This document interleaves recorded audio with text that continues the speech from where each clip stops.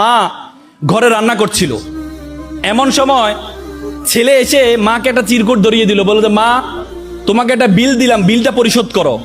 মা বললো যাও তো, আমি কাজ করছি। বলছে না মা, তোমাকে একটা বিল দিলাম, বিলটা পরিশোধ করো।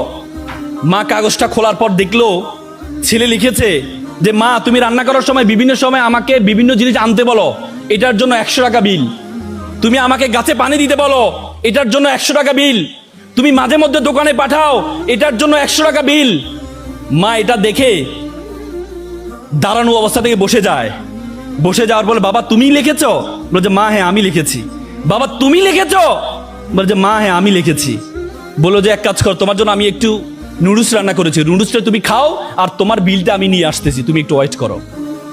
মা একটা কলম নিয়ে সে কাগজের বিপরীত পাঠে লিখলো, বাবা 9 মাস তোমাকে পেটে ধারণ করেছিলাম, জীবনে এত কষ্ট, টানা 9টা মাস তোমাকে আমি বহন করেছি।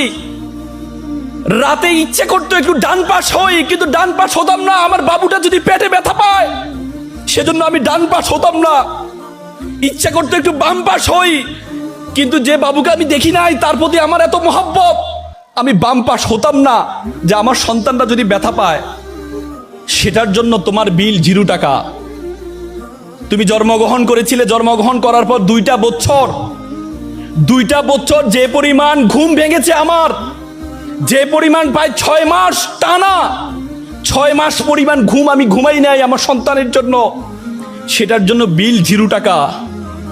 তুমি পিঠা পছন্দ করতা, ওই দিন পিঠা রান্না করেছিলাম তোমার জন্য, পরিবারের সকলে পিঠা খেয়েছে, সর্বশেষ একটি পোড়া পিঠা ছিল, সারাদিন কিছু খাইনি, চিন্তা করেছিলাম পিঠাটা খাবো। তুমি বাইরে থেকে দৌড়িয়ে এসে বললাম মা এটা কি অন্য পিঠা, এই পিঠাটা আমি খাবো। আমি তোমার দিকে একটু তাকিয়ে আমার সন্তানের হাসি দেখে নিজের পেটের মধ্যে যে খিদা আছে সেই খিদার দিকে আমি তাকাইনি, সে খিদার দিকে আমি তাকাইনি, আমি তোমাকে সেই পিঠাটা দিয়ে দিয়েছিলাম। তুমি খাচ্ছ, আমার অন্তরের যে বাসনা, অন্তরের যে ভালোবাসা আমি প্রকাশ করতে পারিনি, সেই বিলের জন্য তোমার জন্য 0 টাকা।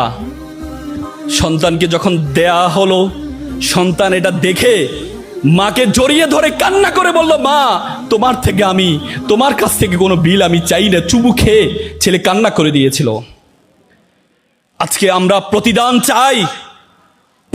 চাই, কিন্তু মা বাবার প্রতিদান তুমি কখনো দিতে পারবা না।